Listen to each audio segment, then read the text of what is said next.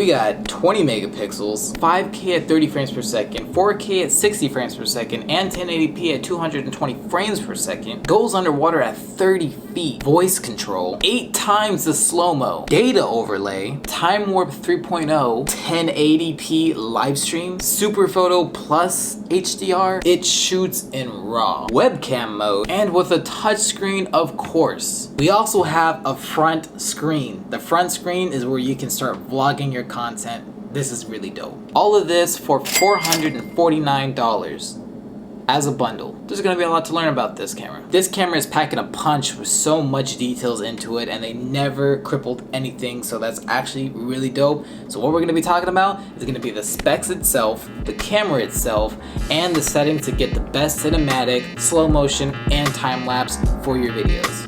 Let's get started.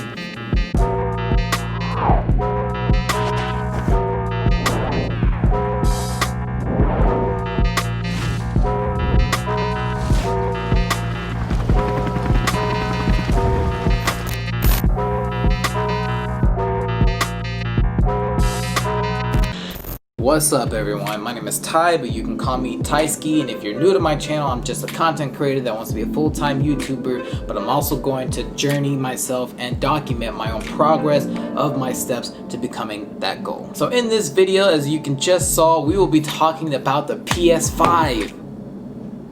No? Right. So first of all, let's show you what you get within the kit itself. First, we're given a 32 gigabyte memory card. We have a GoPro clamp that's also magnetic. You're given 2 batteries, some sticky attachments where you can apply this anywhere along with the thread attachments. I don't really know what to name these. A styrofoam-like waterproof floaty device to help this float in water in case this disconnects from your hand. The charger, and of course the GoPro 9. So now that you know about the specs, let's talk about more about this GoPro. So you're either watching this video because you want to either figure out if you're going to buy it, or that you need more information because you did buy it and you want to see what's the best settings to get yourself started. Well, for the people that are looking into buying it and you haven't bought it yet, this part's going to be for you, but if you already had bought it, you probably already understood that you've already gone through this step. I want you to keep in mind that there will be an update the moment you get this, and you have to use the GoPro app, so go ahead and grab your phone, update the app, which will update the GoPro once you sync it and connect it together, and therefore you'll be ready to start. So when it comes to the menu system, they're very easy to see. Within being on one of the modes, all you have to do is swipe left or right to the screen to get to the next mode. When it comes to the settings within the mode, all you have to do is just tap on the bottom portion on the screen to open up a whole menu on different settings that you can customize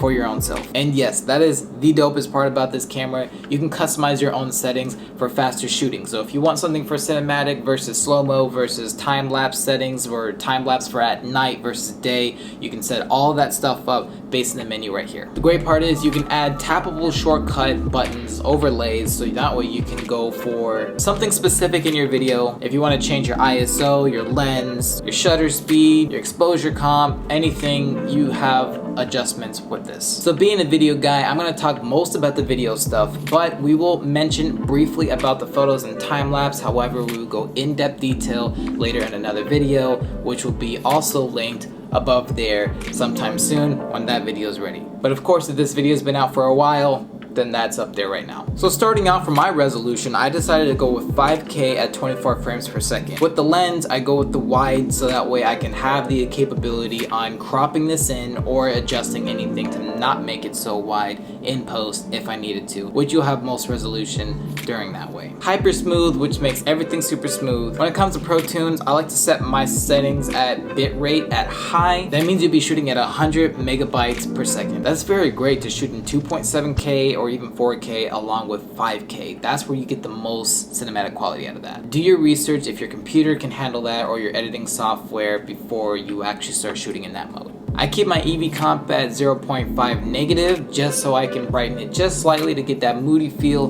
but if you like that brightness, you can go ahead and bump it up to either 0.5 or you can even do 1. It's entirely up to you, but that just allows you to adjust the lighting. For best mood like, I would go with negative 0.5. White balance set at auto, ISO mini at 100, while ISO max will be at 800. I keep the sharpness low. Color profile, you always want it to be flat for the best results. Raw audio, it's workable. I keep it low because I can just adjust it, but however, audio on this camera is amazing. When I keep at audio, keep some things at audio.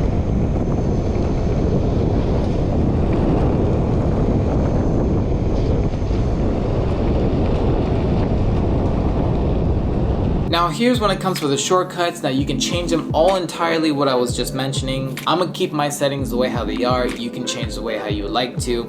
But for me, for the lower left, I kept ISO at max. Lower right is gonna be at lens. Upper left is gonna be hyper smooth. Then upper right is gonna be EV comp. Those settings right there for me are gonna be the quick settings I'm gonna need to be switching through when I'm shooting a cinematic. As for slow-mo, you can't go wrong when it comes to slow-mo. However, I wouldn't shoot in 5K for slow-mo only because it goes 30 frames per second.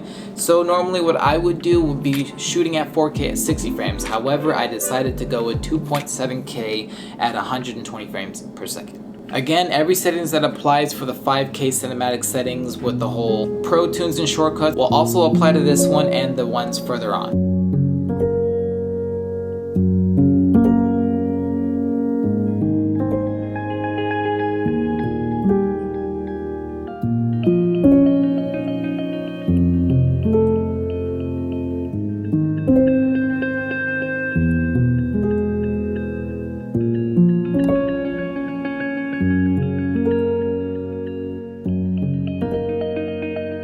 We have the activity mode, and for the shots for that, I decided to go with 2.7K at 4:3 ratio. Therefore, I can stretch it out in post and have these shots captured from up to down and still be able to have a wide enough range when I stretch it out. And then in standard mode, this is a really cool one too. Standard mode would be usually best if you're going to drop some of this footage straight to your phone. You don't want to do too much editing, or maybe you want to do editing but only on your phone rather than your computer. My recommendation is going to be 1440 at 4:3 ratio at 60 frames per second. So when you put this on your phone, this will be the best playback along with a good editing situation. And then if you wanted to add slow motion in your app editing, or maybe you're using an app that does slow motion for you, you're capable of having it ready to go. The last feature I want to talk about within the video is actually really cool. So here's some added features that I haven't seen in a GoPro before. Scheduled capture, which allows you to schedule when you want your camera to start filming. So if you wanted to get a nice time lapse in the morning but you don't want to wake up that early, you can set it up the night before,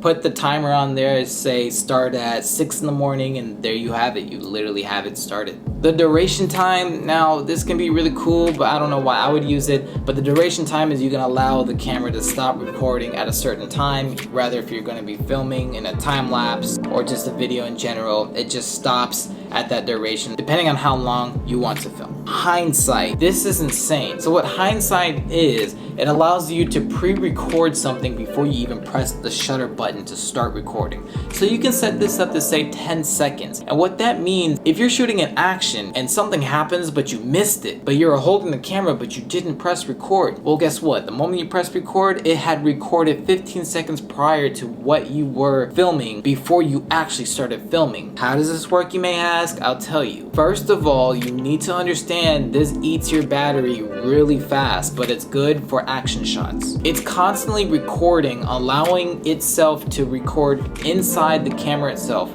not the SIM card, the actual camera itself. It's very confusing, yes I know, but it's actually recording within itself rather than the SIM card. You can put this at 15 seconds or 30 seconds. It also does have a timer too, so if you decided that you need to set up a shot, get something ready, and you want to put 3 minutes on the clock before you actually start filming after pressing the shutter, well, you have that option. And of course, it has zoom. As I mentioned in this video before, most GoPros have zoom. So let's talk about the time lapse. Last night I got this star lapse, which turned out to to be pretty okay. Now I could have been way better on the settings, but since this was my first time testing it out, this actually worked out very well. Again, in the time-lapse settings, you can also adjust for your liking for what you can do. You have time warp, which when you're filming, you get nice stabilization. When you're moving forward or moving left, right, any other direction, it will always stay locked in that place. You have time lapse, which is usually best for having it stationary and just capturing what you need to time lapse from there. You also have night lapse, which is the same thing as time lapse, but of course said with the word night, you're doing this at night. When it comes for photos, you're capable of shooting in different lenses. The lenses consist of either being a narrow, which is at 27 millimeters, leaner, which is 19 to 39 millimeters, then wide, which is 16 to 34 millimeters. With the output of super photo, HDR, standard photo, and to shoot in RAW. Moving on, we have the live burst. So if you're currently going too fast or you have some action that's just happening, you can take a live burst photo and you will still get a nice crisp shot of what that action is going on, just to capture the shot that you're looking for.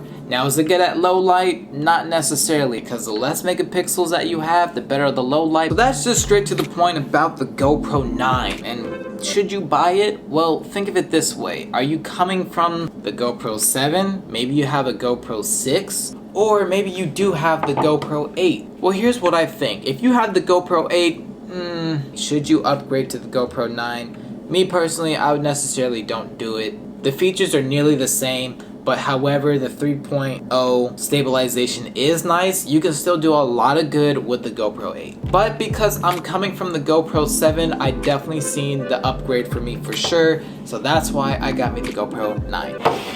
Alright, if you have made it this far to the video, I would definitely appreciate a like there, for this video took me quite a while to make and specify in details for you guys. Go ahead and subscribe, drop a like, comment down below of what you feel about the GoPro 9, or even if you got some information from my video. Commenting down below helps me to help you guys. But within my IG live, I did mention that I want to try to shoot just like a GoPro ad, like how the ads are. I feel like I can do so. It's going to be very challenging, so I'm going to have to give it a try, and I'll put it on this channel for sure. Shout outs to my homie Jay Illa for the music for my intro and outro, much appreciated. We shot a music video, it was really great. But I mentioned I'm gonna be doing questions of the day from my previous last vlog. So comment down below, and there's a possibility within the next video I'll be reading your comments. Starting off, even though this isn't a question, I like to get a shout out, and I'm sorry if I can't pronounce your name correctly, but Xime? Xime. I gotta say, anything with an X is very tricky because it's either like, I'm gonna have to learn how to really pronounce this. You're gonna have to tell me how to pronounce this. Wow, this is amazing.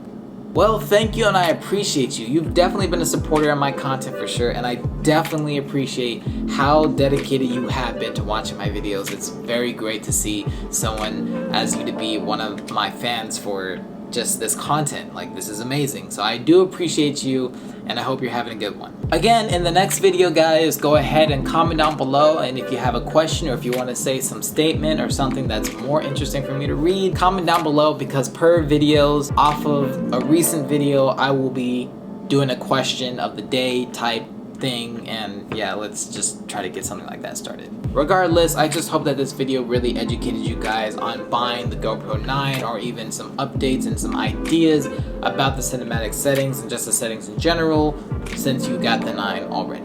I'm gonna go, guys. You guys have a good one. Stay safe and stay creative.